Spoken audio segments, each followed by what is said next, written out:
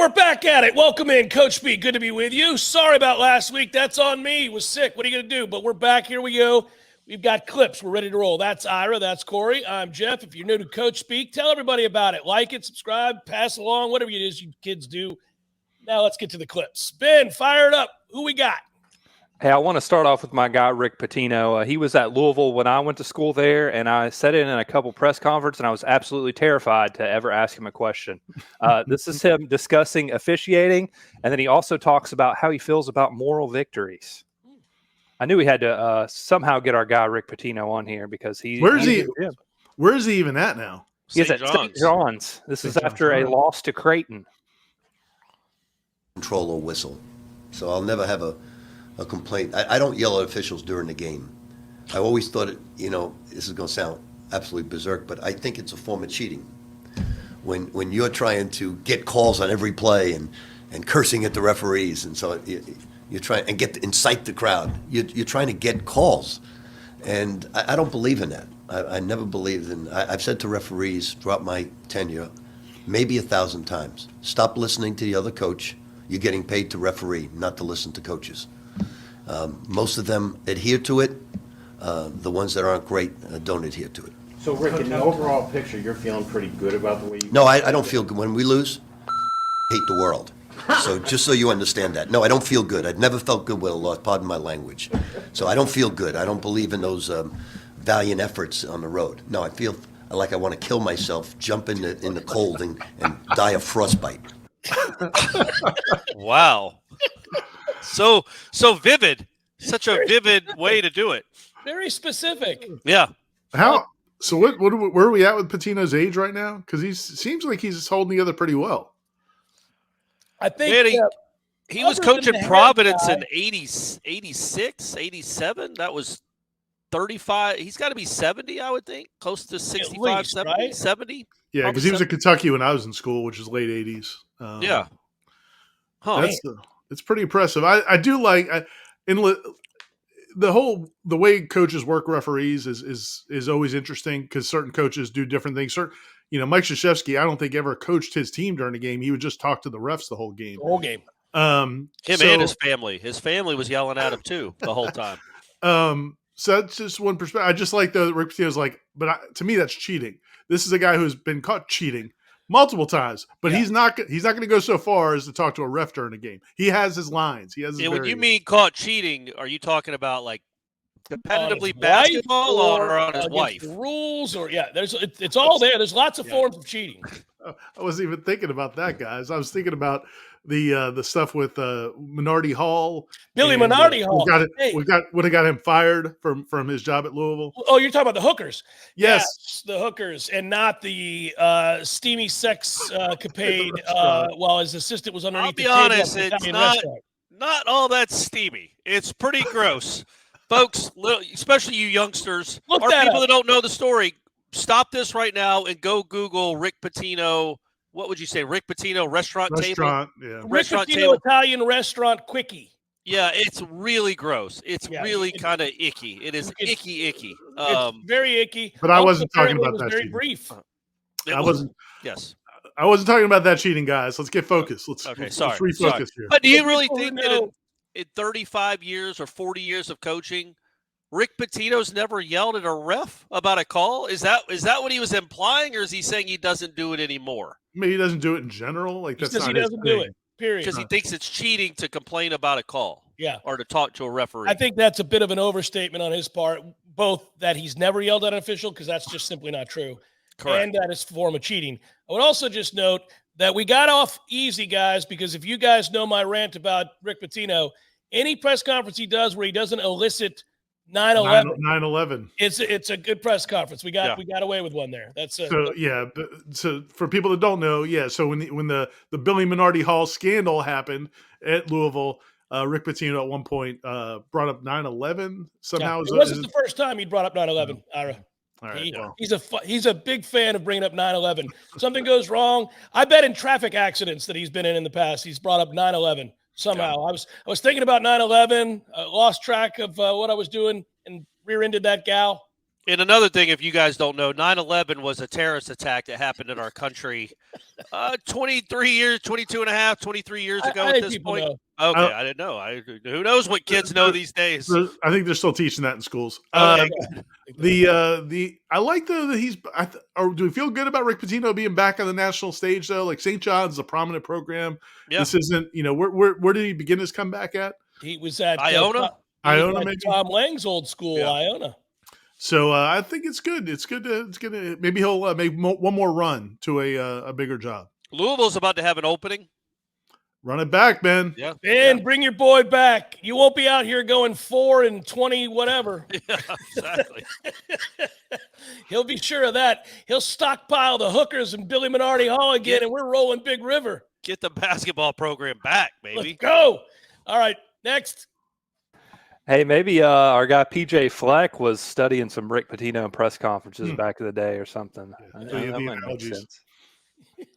Next up, we've got Rodney Terry, Texas head coach, who was upset in a loss when some opposing players were doing horns down in the handshake line. This is ridiculous, by the way. Big believer in, you win the right way, you lose the right way. And, I always tell my guys, whether you win or lose, you win the right way. You lose the right way, you carry yourself the right way. You don't go through the handshake line or prior to getting to the handshake line and have about 6 or 7 guys putting the horns down. We don't do that, because when you do those kind of things, it looks very classless, and it also looks like you were just hoping to win. We never go into games trying to hope to win. We go into games expecting to win. So we don't act like that. We expect to win. We don't jump up and down like we won a national championship. We sure don't step on anyone's home court deal and act crazy and try to show them up in any way. We don't do that. So that's what I was angry about, and I was letting those guys know you don't do that. You guys won. Hey, we shake your hand, tip our hat to you, but we're not going to let you act that way in our building. You're not going to do that. You're not going to put your horns down and do all that nonsense. We are going to let you come in and run us off our court. Yeah. We are going to let you do that, but we're not going to let you. Not going to let you do horns down. They blew a 15-point lead in that game. That's actually what he's angry about. It has nothing to do with horns down. To UCF. Yeah, to UCF. Everybody should – I encourage anybody out there who's friends and family with anybody that plays college basketball, who gets the opportunity to play Texas, walk into the building doing horns down and leave the building doing horns down. Everybody should do that. And they should do it around him as often as possible. Win or lose, do it. Doesn't matter. Just anytime you make a basket, do horns down. Horns down every time. It's also it's so – all the things we've seen in our careers, our lives, watching college sports, it's so benign. It's like, okay, it's like doing this for the U. It's like whatever. Who cares, man? They're 19-year-old kids that are being dumb, but don't make the press conference. It just makes the Texas coach Terry look kind of small and they're a good team. He's won a couple of really big games after this moment that happened. But I don't understand what he was trying to accomplish there. Why even bring it up? He's teaching you about class, Corey. That's a good point. I apologize, Jeff. You're right. I feel I appreciate the lesson.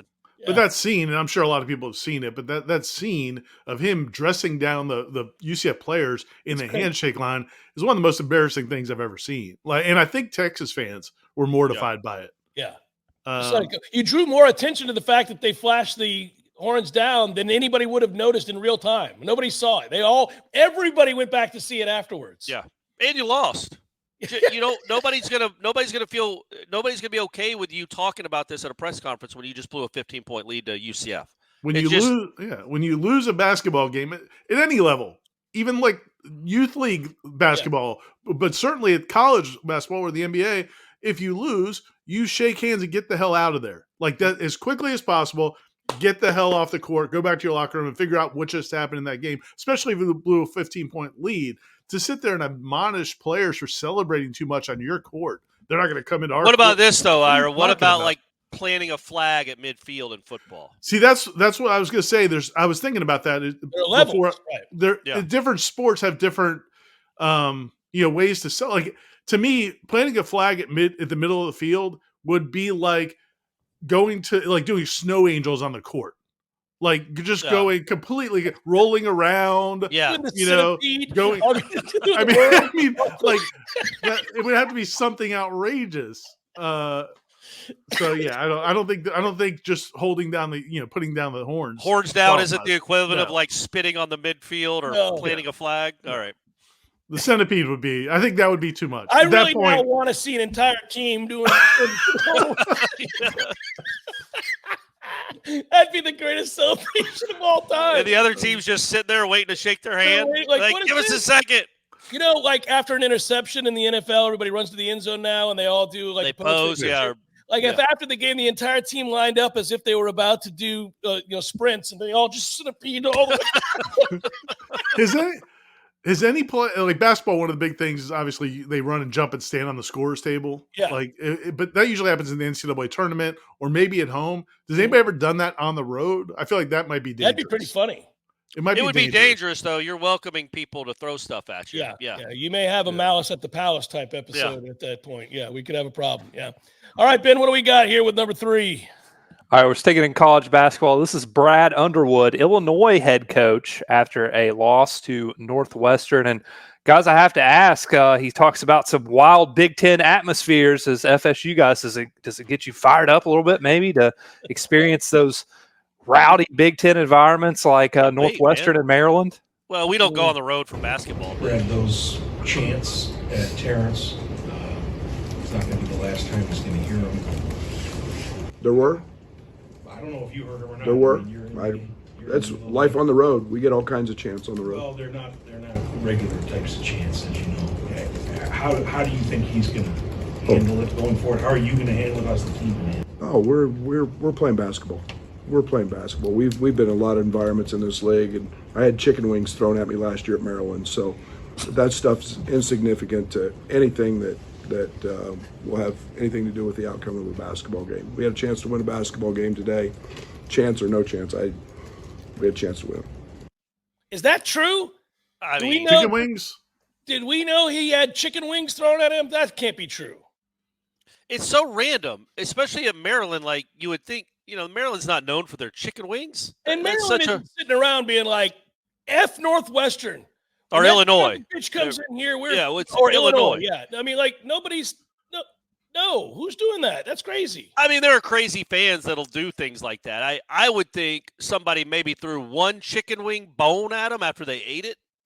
Does that count as throwing a chicken wing at them, though? Or is it's an empty chicken wing? I don't know. Nobody's throwing a full-fledged, haven't been eaten chicken wing. Are you looking up the incident? Yeah, I mean, I knew what it was, but I just wanted to make sure. I was trying to find out what they were chanting. So yeah, Terrence Shannon Jr. is being investigated for a rape charge. I think he's been charged with it, and but I think he's still been able to play. Yeah. He was off for I think he sat out a month, and then he came back last week to start playing again. So apparently the fans were chanting, "Lock him up" or "guilty," things like that. Has he been charged? I think he has been. I think. Why is he playing basketball? Well, you guys go ahead. Let me figure it out again. If you're charged with felony rape, that's why why I are was you trying playing basketball? Hey, they're letting the judicial process play out, Jeff. Charged, Corey. Well, what bothers me about it, though, this article says he had been arrested and charged with it. But he definitely has. He's not under. I mean, he definitely had been arrested. But what bothers me about Underwood's reaction is, buddy, you better get used to this. Like, you're going to be asked about having a player that's been charged with rape playing basketball for you, a very good player, by the way, the best player on the team, for the rest of the season. Don't take umbrage like, I don't know what you're talking about. What did they chant? Right. Like, we know you heard it. Don't act like you didn't. And don't act like it's a non-story. Because every time you go on the road, you're going to hear this stuff. Don't just sit there and act like it's not happening. And also don't equate it with the chicken wings or whatever he got thrown at. Like, to me, that's why I was curious what the chant was, because this is such a serious offense. And I don't know if he's guilty or not. All I know is it's very different when a person's actually been charged with rape. We're not. Yeah. Remember I hate to do this, but we covered the Jameis Winston situation. There were no charges brought. Right. Yeah. This is very different. My man has been charged with rape. And also, but again, like, this isn't your normal hijinks of a college, like a kid gets in trouble for whatever and that he gets chance, or tennis balls thrown at Dwayne Shinsis, right back in the day, or horns down, getting mad about horns down. This is a different. I can't even do the horns. I keep doing that, the upside down U. I don't know how to do the horns. Yeah. What is horns down? This? Okay, yeah, it's easy. You got to practice. So yeah, man, this is a weird one, and and like Corey said, this is going to be everywhere they go. Yeah. I just didn't like that he seemed to like what chance? What, like, come on, man, we know you hurt. I mean, I didn't hear the chance. I didn't watch that game. I'm not dialed in Northwestern Illinois basketball, but I assume the head coach probably heard the chance. I do want him to continue, Ira, though, to your point. I want him now to make it a thing. Like, just go all in on embarrassing yourself. Like, next week when your chance happen, and say, listen, last year somebody told me I sucked at a road game. Yeah. This is. Did y'all hear the story about the chicken wings? Yeah. Did you hear the story about the chicken wings game? Yeah. I just brought the chicken wings up last week, guys. People chant all kinds of things. That's what he said. He's like, we hear chants all the time. Yeah, man, they're a little bit different. This is a different level. And they probably lost. need to acknowledge that. Did you look up the chicken wing story, Ira? I wanted to get the backstory on that. How many chicken wings? Save it for the next Coach Speak. We'll update everybody. What do we got here, Ben? I don't believe it, guys. Nobody's throwing a full chicken wing at someone. That's a waste of a. And he also said plural. He said chicken wings, not a chicken wing. Pelted with chicken wings. I mean, that's crazy. Nobody's getting serious at Maryland. No way that happened. I don't think that happened. So, Coach Speak 101, I feel like we've seen a lot of coaches just act like they don't know what's going on. That's been a recurring theme. But here's a little throwback for you. And Jim Calhoun did not take that approach in this situation. Is this Ryan Gomes? When I saw him, he was 6'5", 265, 70 pounds. When he graduated, we took Quran. He then waited to get his SAT score in the spring. It took Wayne Simone 18 months to convince, and I believe is that a quote, I believe, by Tim Welch, to convince him to take the kid. Same thing Tim Welch saw, except we happened to get a Mecca, and they didn't. And we happened to get Quran, and they didn't. But I'm tired of talking about it. Ryan, I've just said, he's one of the best players sitting in our league, and starting to look like one of the best players in the country. I don't know what else I can say. And if you want me to say I fucked up, I fucked up. Write it. That's awesome. No, I mean, the question was asked. I posed it right off the bat. I gave Bill a slap, and he'll probably slap me later, which is just fine. That's part of the deal. But I answered the question. I don't know how else I can answer it. And you want to go deeper into it. You want me to say I fucked up? For the 5th time. I fucked up. All right, so put it 5 times. He did. I was about 5 times, maybe 7. It's really good, and it makes me like him. Yeah. By the way, Jim Calhoun, I don't know if he's dead now. I don't think he's dead, but he hasn't coached in like 15 years. But he was the guy that built the UConn dynasty, whatever it is, the program to national prominence. He also, guys, would never cheat by talking to the refs. Another guy. He'll do every other kind of cheating. Yeah. But he's not going to cheat by talking to the refs. And a lot of people watching this, even if they are our age, might not remember. They're talking about Ryan Gomes, who played at Providence and was a first-round pick and was a badass at Providence. Yes. But the question, maybe the guy had asked the question all week or something, but all he said was, what does Ryan Gomes do now that he's so good now? Because he was an All-American. He averaged 25 a game at Providence. That he maybe didn't do back when you were recruiting him out of high school. It wasn't like, hey, dummy, why didn't you recruit this guy? It was but I like, think he's answered that question in some shape or form. I think he may clearly. Yeah, I think he may have answered it right before that question. Oh, okay, all right. The dude is badgering. He is badgering, yes. And by the way, this reminds me of why I like Dan Campbell with the Lions. I don't know if you guys went back and heard the radio interview he did after the Dallas game. No. Well, the host is a good host. It's 2 guys, and they're clearly Detroit's like local show. And Dan comes on there every week, and he comes on, and the host says, if you had been further back than the 7-yard line, would you still have gone for 2 because there was the penalty? Yeah. And he's like, no, of course not. No, if we'd gone back past the 10, I was not going to go for 2. And then the guy follows up and asks another question, like, what is the yard line in which you wouldn't go? And he goes, hey, man, ask me. Say it. Say what you want to say. Really? You thought it was what? Say it. And then the guy goes, I thought it was reckless. And he goes, thanks. Okay, good. Say it, man. I'm a man. You just say what you want to say. I was That's like, awesome. Here we go. Like, there you go, Dan. Do it. Yeah, I mean, I wouldn't say anything to Dan other than I'm yes, not sir, saying- no, sir. Yes, sir, is what I'm saying. Because he seems a little crazy, and he's enormous. He's enormous. Calhoun, I might talk back to a little Oh, bit. yeah, what's 'cause I think I could take Calhoun going to do to you? Yeah. Real quick, going back to the Terrence Shannon thing real quick, just because, again, we don't cover. Dude, all we cared about were the get it right. chicken wings. I just wanted to know the chicken wings story. I haven't found that out. But the reason he's playing, I want to be fair to Illinois. So he was suspended by the university. A federal judge said that they violated his civil rights by not letting him play basketball. So they basically demanded that he be put back on the team. So that's kind of why he's back on the team. So anyway, that's just. Peter Warwick would have a Heisman. If a federal judge had stepped in '99 about Dillard's. Somebody should have put their arm around Bobby Bowden and said, it's all right to smoke a joint, coach. Yeah, Randy Moss. Randy Moss is about to win us some titles. What are we doing? So, yikes. All right, that's cool. Back to Calhoun, though. So, I mean, that was in the TV era. Like, to drop F-bombs like that was pretty impressive. It's somebody very, very secure. Comfortable in their job. With their place. You think I think he's pretty secure, especially when he keeps going, oh, and I got these two slappies. What's their names? Oh, Emeka Okafor. Karan the Butler. #1 pick in the draft. That was also they're pretty good. Yeah, they're pretty good too. I can't get them all, guys. What do we got, Ben? Hey, let's stay in Connecticut. No, sorry guys, not Jim Mora Jr. Unfortunately, we're out of season. But Geno Auriemma, the UConn women's basketball coach, he was asked about the current state of college basketball, and a lot of players really took offense to this. I'm curious to get your all's thoughts. I feel like he kind of said what every older coach that's been in the game for a while is thinking about. The state of the sport. Though. Yeah. I wanted to ask a little bit more about something you said earlier. You mentioned how, it used to be every 4 years you'd start over. Now it's every 6 months or whatever. How has that changed for you, what it means to be a coach in this environment, what it means for maintaining your relationships with players, with staff, everything? I'm somewhat fortunate, where I am.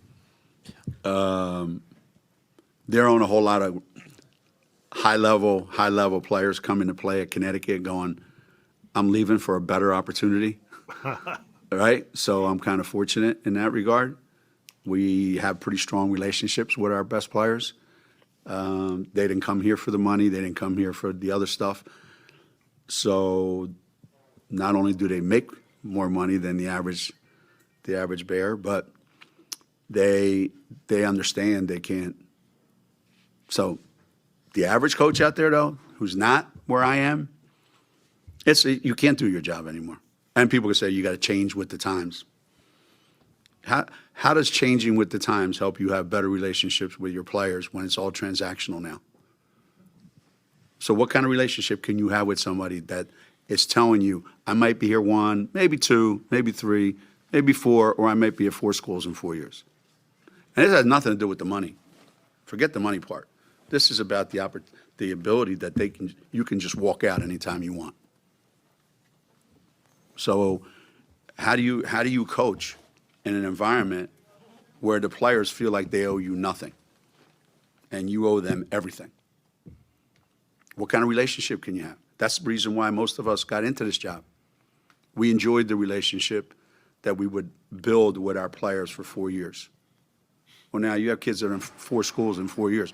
What relationship have they built with their coaching staff or with their teammates? And then where do they say they graduated from? I've never understood that one. So it's a whole different world that coaches have had to adapt to, but it's not sustainable, obviously. And, Joe's making it work. I mean, hell, he's making it work better than a lot of people are making it work, but it's unfortunate because at a school like St. John's, maybe in women's basketball, or some of the teams in our league, you got a player that's really, really, really, really good that you coached the hell out of and you just made them like who they are, like happened to Seton Hall last year. And that kid goes, yeah, well, I think I can make more money somewhere else. Okay? Well, you wouldn't have been this good if it wasn't for your coaching staff that you have right now. So again, it becomes just a transaction. And I don't think any coach that got into it that's around anywhere around my age completely buys into all that. Now, the younger coaches, they've never had it the way I've had it. So for them, maybe it's easier. But no, it's really, really hard. It's really hard. All right, Ira, you start. So, two things. My first thing is I appreciate the fact that he at least can see the perspective of the rest of the college basketball world. Me It's too. not him, because obviously he is in a different situation. He was And that smart was to always qualify it. Yeah. And that was one of my complaints, and a lot of people's complaints about Krzyzewski or even Dean Smith or any of them. When they get to that position, they want to dictate how things should be For based everybody on else. their perspective and what they have. But on the flip side of that, he's also a little hypocritical in the sense that, like, this now does give a chance to some of these other schools to get some of these players that he's had the luxury of having. You know what I'm saying? Like, so I'm not saying this is his motivation, but I could make a case that this is his motivation, that the Nick Sabans don't love it, because now it can level the playing field to some degree. I think that's a factor that, at least worth considering. We probably all three of us agree, though, right, that there's not a coach in America that likes the unlimited transfer rule. There's nobody. No, for sure. I don't think there's a fan that likes it. No, there's nobody that likes it. It's terrible for the sport. It's terrible for any sport. Yeah, I would think I was waiting because it was a long clip. I'm like, what's he saying that anybody would even have a problem with? And then he said the thing about, those coaches made those players who they are, and then they leave. I can see a player being like, man, you didn't. Like Paige Beckers would be like, Geno, you didn't make me. Like, I could go anywhere in the country and be the best player on the floor except Iowa. Don't act like you made me. I made myself with all the hard work for the last 15 years. You're getting to reap the benefits of the work I put in. And then if I want to go somewhere else, you tell me that you made me. I can see why that would bother players. Sure. Also the inherent, nature of coaches being able to leave whenever the hell they want and go wherever the hell they want, whenever they want, whereas players have to be locked in for 4 or 5 years. Yeah, and I think that most people are for a one-time transfer, or you get out of jail free card when your coach leaves. Yeah, he should. I think most people are on the same page here, though, where he says it's not sustainable. He's absolutely right about that. Like, that's going to get changed. There's no way we're going to live in a world where unlimited transfers are the deal. Yeah, right. I don't know how you enforce it. Or you get players to sign saying they can't. You to play college athletics, you're signing this contract that says you get one transfer. Well, unless your coach leaves, and then you can leave. Correct. Yeah. No, I agree with that. But I would also say this, again, to the overall message, because he didn't specifically only talk about the multi-transfer thing. I think he's talking about the world, this new world of college athletics with NIL being a factor and players being able to move around.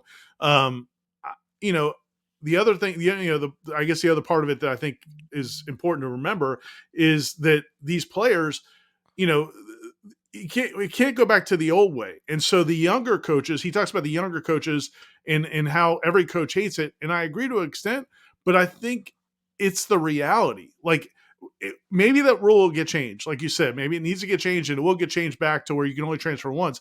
But until then, it is the reality that you have to deal with. And it's like we cover Florida State football. Mike Norvell has embraced that reality. Dabo Swinney has not embraced that reality. I can't imagine Mike Norvell loves everything that's happening in college football, but that's your job. You got to deal with it. And you're paid handsomely to do so. So you just have to. You don't have a choice. It's like some coaches hate recruiting. Well, pal, that's part of it. Yes. You got to go recruit. That's Right. how it works. It is also funny thinking about whenever that was 7 or 8 years ago when they had Breanna Stewart and they had the best team of all time. They won literally every game by 40 or 50 points because they had they had the top 3 picks in the WNBA draft on their own team. And now it's leveled out a little bit. In fact, UConn, I don't think, has been number 1 in 4 or 5 years. Like, they're not even – people don't even really talk about them. Competitive balance came to the women's game finally. It took a long time. And that was kind of what I was trying to get at earlier. Like, LSU just wins the national championship. South Carolina is one of the best teams in the country. Like, these are programs that it used to be Connecticut, Tennessee. UConn, baby. Tennessee that was and UConn. the entire sport. Yeah, that was all it was. Speaking of, Ben, I would like at least once a month, if we're doing this, I want a Kim Mulkey Oh, press no. clip. Oh, no. She might be the worst person in the world. Yeah. So I want to like a 30-second clip once a month about from It her. would be like pin the tail on the donkey, like you put the It'd be blindfold unbelievable. on. it'd be You could fantastic. literally just pick any 30 seconds from one of her press conferences, and it would be a great You'd old be time. like, she's the worst. One more. Yeah, next. She's the worst. One more thing about Geno Auriemma, and there's different viewpoints of him. Some people love him, some people don't like him.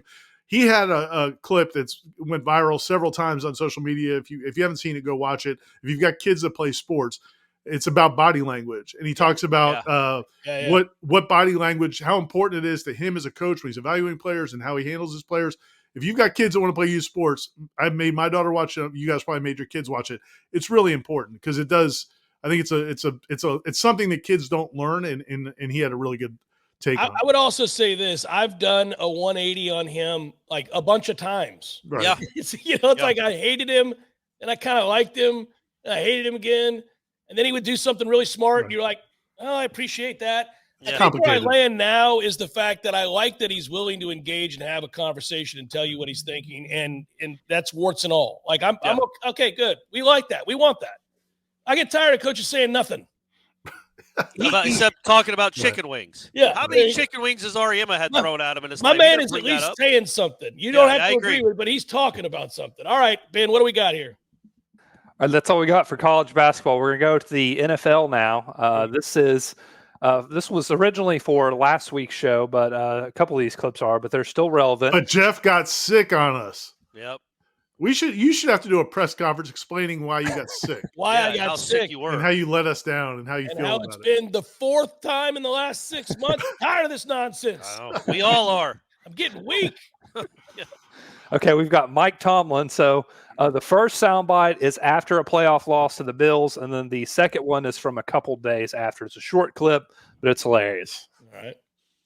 Anyone? Mike, you have a year left on your contract.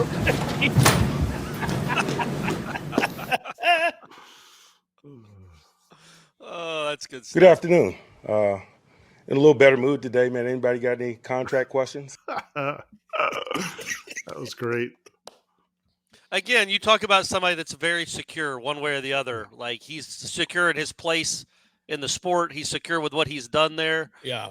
Like I think if he was like, you didn't see Arthur Smith with the Falcons, like just ducking out after getting asked about whether he'd be back or not. And thankfully he is not. Tomlin's like, I mean, that's an all-time walk off the stat. It's just really funny. Yeah.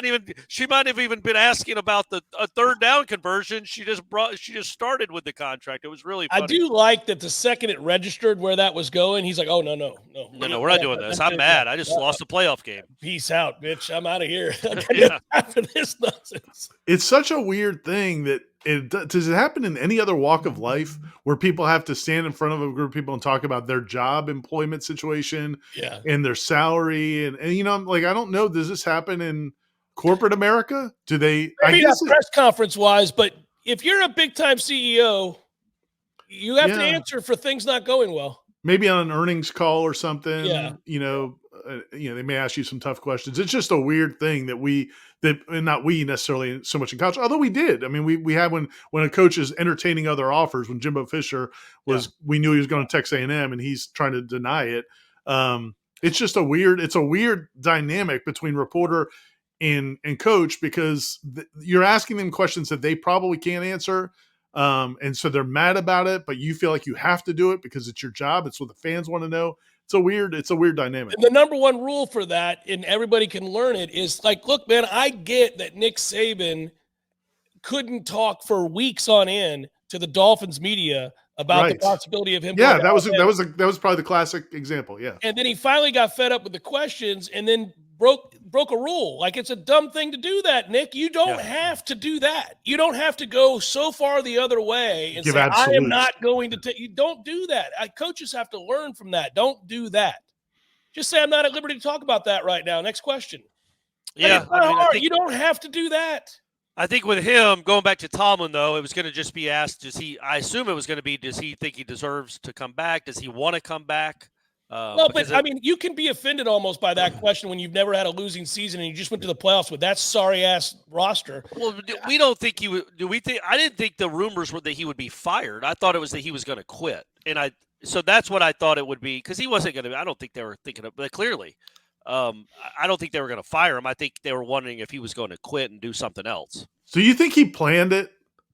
Like if they ask me what, it's like a batter who knows he's going to get hit, and he tells the dugout, "Get ready, boys, because if he throws at me, it's going down." Because he didn't even hesitate. It was almost like, as soon as I get that question, I'm walking out. Yeah, that's exactly what he did. As soon as he heard the word contract, he bounced. Peace. Yeah, it was good. But from the standpoint of not wanting to bring attention to your situation, not real wise, because all that did was create a furor over what does this mean. All you got to do is say, "I'm meeting with the owner next week. We'll figure it out." Have a good one. He marches to his own drummer. Yeah, that's weird. All right, Ben.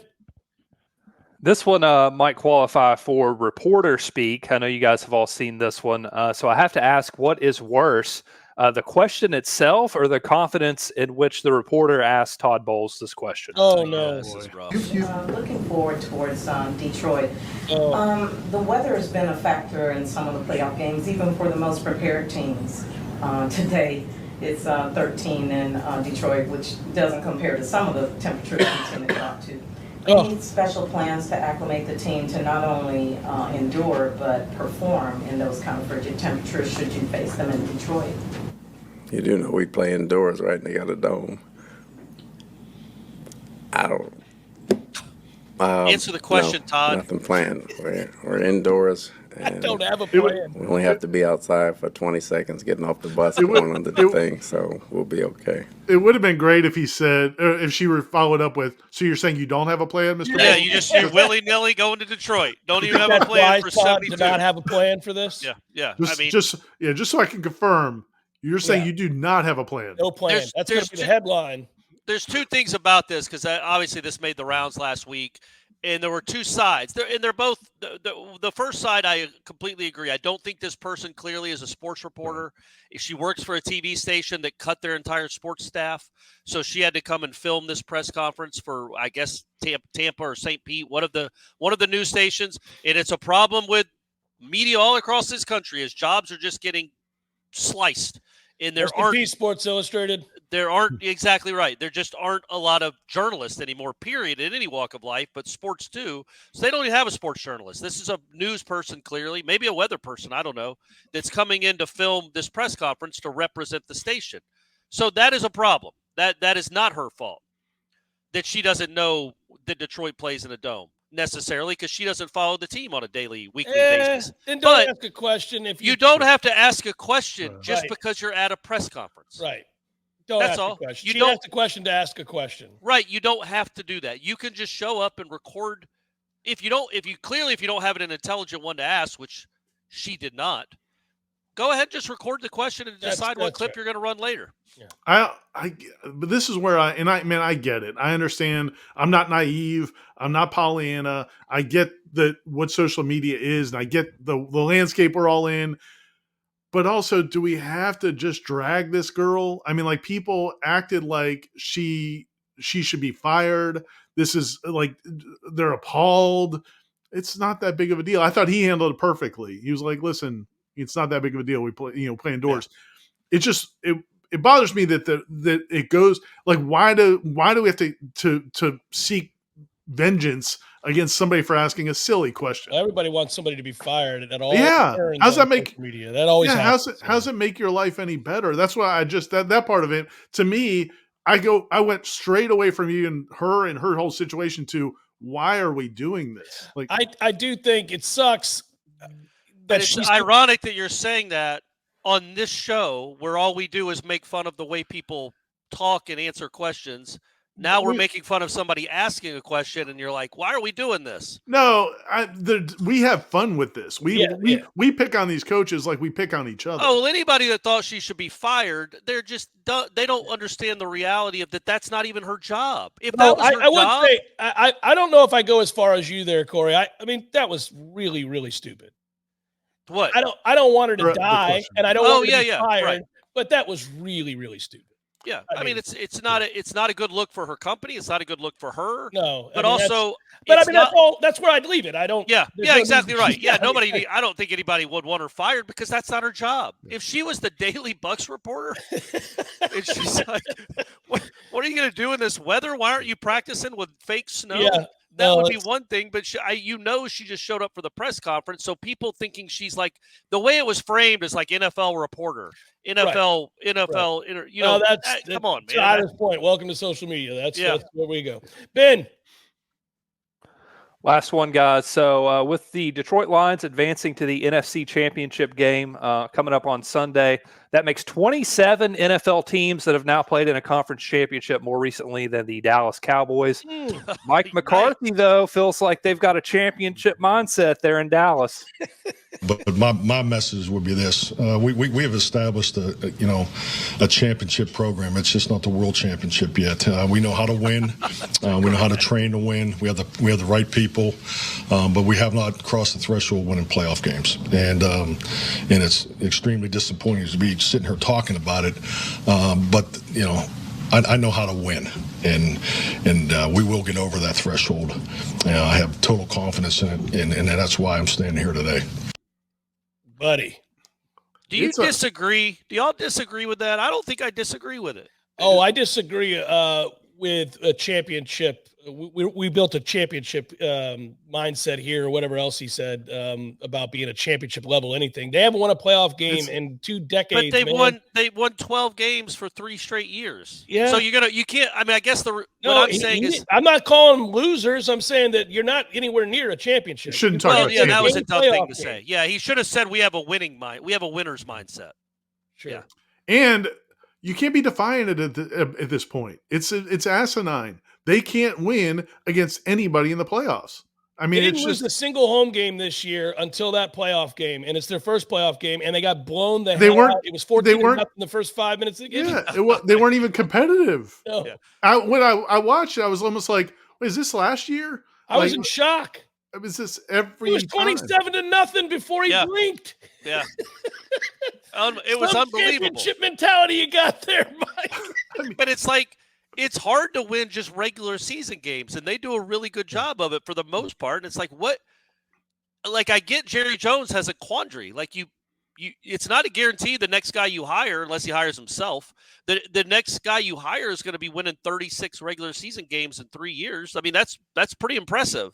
Yeah. But to just completely flame out every postseason is like, okay, are these just coincidences? Well, and also the thing is, like, if you're the common denominator that each time you play in a playoff game after a great regular season, the team doesn't even show up, then you've got a problem because there's a disconnect. Like they didn't look like they cared to be there. Yeah, in the Green Bay, he wasn't exactly nails in the playoffs. He gets by because of the championship run that Aaron Rodgers took him on, and that's it. Yeah.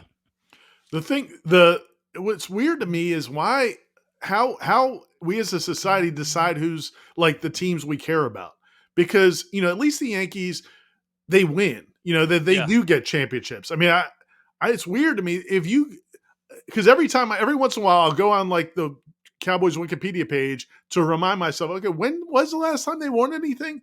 And it is forever ago. 92, right? There are people watching 95? this.